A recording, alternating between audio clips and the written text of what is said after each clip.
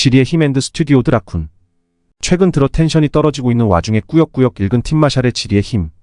이미 베스트셀러로 유명하고 출간된 지도 꽤 되었다. 그러나 여전히 이 책에서 이야기하고 있는 내용들은 현재 진행형이고 지금도 역사로 남고 있다. 나의 한 줄 평 왜 마이클 잭슨이 세계 평화를 노래했는지 알겠다. 키읔.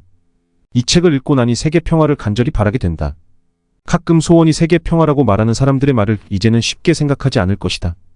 이 책은 인간들이 지겹도록 싸우며 써내려간 역사 안에서 지정학에서 비롯된 경제, 분열, 각국의 이해관계와 빈부격차 등을 살펴보는데 끝까지 읽고 나면 이미 3차 세계대전은 눈앞에 와 있는 것 같고 강대국들이 이 지구 안에 있는 모든 것들에 눈에 불을 켜고 달려드는 모습이 너무 지겹다. 현재는 세계 냉전 시대를 지나 평화의 시대라고 말을 하지만 각국의 이해관계도 다 다르고 목적과 목표가 다르기 때문에 어디 하나 긴장을 풀 수 있는 대륙이 없다.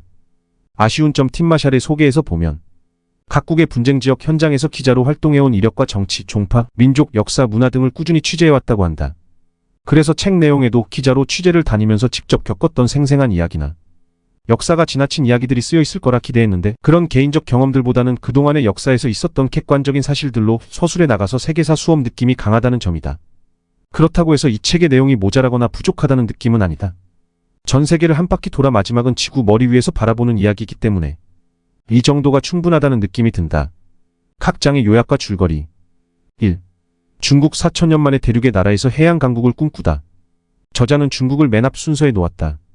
그만큼 중국은 세계 무대에서 존재감이 크고 강한 힘을 과시하고 있음을 의식한다.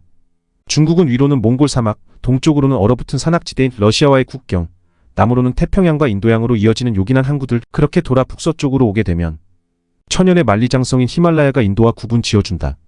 지리적으로 보호를 확실하게 받고 있는 나라다. 티베트와 신장 모두 이러한 중국의 완충지대이며 육상 무역의 중요 길목이다. 중국은 이 땅을 포기할 리 없다. 그래서 티베트와 신장으로 한족들을 이주시켰고 두 지역의 독립이나 주권 행사를 좋아하지 않는다. 미국인들이 서부로 눈을 돌렸듯이 중국인들도 먼 곳으로 눈을 돌리고 있다.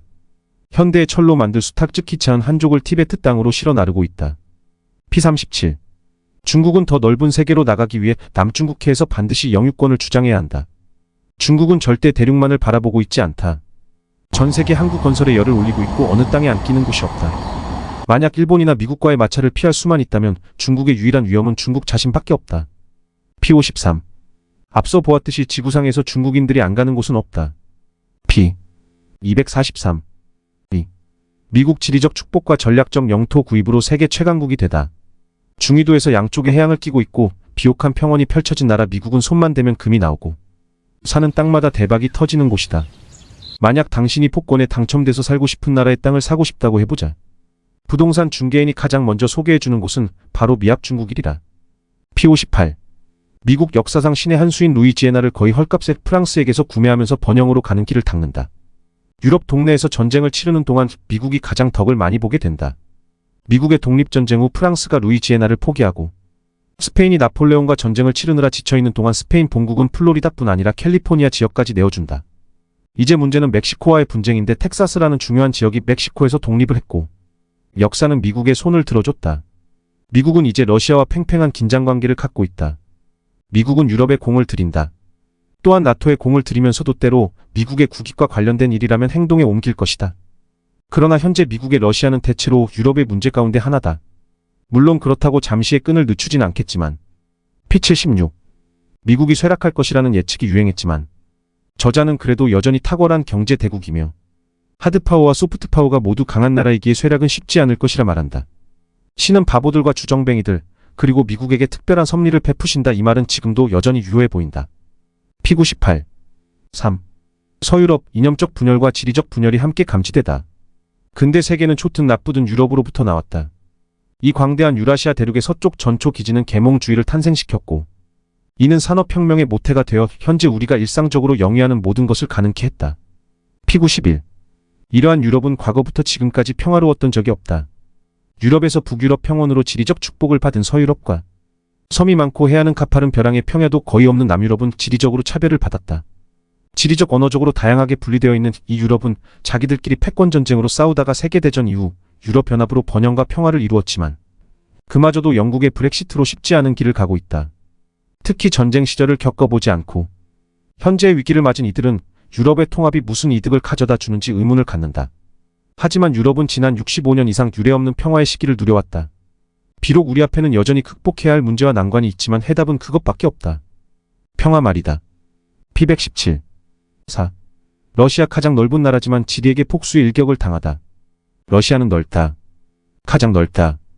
아니 넓다 못해 광활하다. P122. 러시아는 땅이 넓기 때문에 오랜 세월 동안 유럽에서의 침략을 당하는 것도 버텨왔다.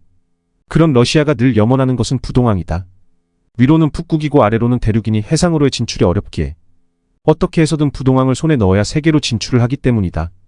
그나마도 유명한 블라디보스토크 항구는 1년 중 3개월이 얼어붙어 쉽지가 않다. 그래서 거의 빼앗다시피 크림반도에 있는 세바스토폴 항을 손에 넣었다. 작가는 우크라이나와는 우크라이나가 나토 가입을 하지 않고 크림반도의 세바스토폴 항의 임대차 계약을 지키겠다는 약속을 하는 등의 신중한 행보를 보인다면 러시아가 우크라이나를 용인할 수도 있겠지만 앞으로의 모든 상황들은 확신할 수 없다고 말한다. 그러는 2023년 현재 러시아는 우크라이나를 무력으로 침공했고 긴 시간 동안 전쟁 중에 있다. 러시아는 이제 가스와 석유로 지리를 이용한 경제 전쟁을 하고 있다. 5. 한국 지리적 특성 때문에 강대국들의 경유지가 되다. 일본 최대 고민인 중국을 견제하기 위해 미국과 군사적 동맹을 맺다. 우리나라는 많이 배워왔듯이 지정학적 이유 때문에 열강들의 침략을 많이 받았고 그 영향으로 남과 북으로 나누어져 있다. 가장 중요한 문제는 한반도에서 전쟁이 다시 나면 미국, 중국, 일본, 러시아는 어떤 선택을 할지이다. 한반도의 평화가 곧 세계 평화라는 말을 실감할 수 있다. 그 와중에 일본은 다시 제국주의 시대로의 변화가 스멀스멀 올라온다. 지리적으로 일본은 섬 종족이고 해양민족이 될 수밖에 없는 민족이다. 6. 라틴 아메리카. 내륙이 텅 빈 거대한 지리의 감옥의 가치다. 해안 지역에는 수심이 깊은 천연 항구는 거의 없다고 보면 되니 교역 또한 제한적으로 이뤄질 수밖에 없다. 안데스는 거의 전 구간에 만년설을 이고 있고 대부분 건너기 힘든 지역이다 보니 동쪽과 서쪽의 많은 지역들이 단절되어 있는 형편이다. P. 191. 지리적 축복을 받지 못한 이 대륙에서 또 등장하는 것이 중국이다. 니카라과 대운하의 거대 중국 자본은 이미 진입했고 중국은 초강대국이 되려는 구상을 갖고 있기 때문에 이 운하들의 공을 많이 들릴 것이다. 회의론자들은 피나마 운하를 남쪽으로 수백 킬로미터 정도 확장할 수 있다는 점을 감안할 때 굳이 니카라과 대운하가 필요한지 묻는다.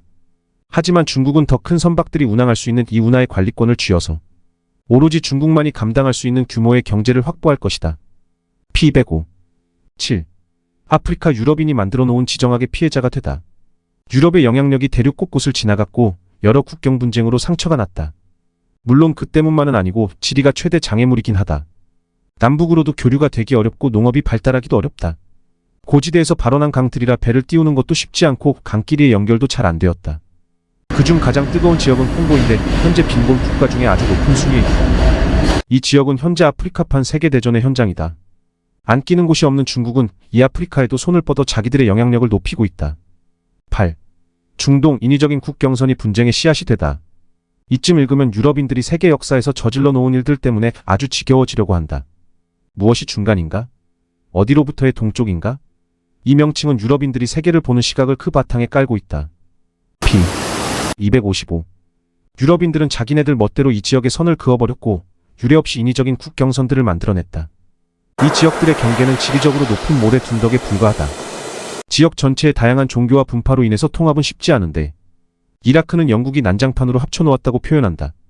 이 파트를 읽으며 우리가 아는 국가라는 것이 영토와 언어, 그 안에 사는 사람으로만 생각해야 할 것이 아니라는 생각이 든다. 그들에게 종교는 땅이자 언어이고 즉 국가인 듯 싶다. 9. 인도 지리적으로 출발부터 유리했다. 파키스탄 말썽 많은 아프간과의 국경을 물려봤다. 상대적으로 평평한 지형임에도 불구하고 강력한 구심점을 갖기에는 지나치게 넓고 다양하다. P309. 전반적으로 이 책에서 또 중국이라면 또 한 가지가 있다. 바로 또 영국.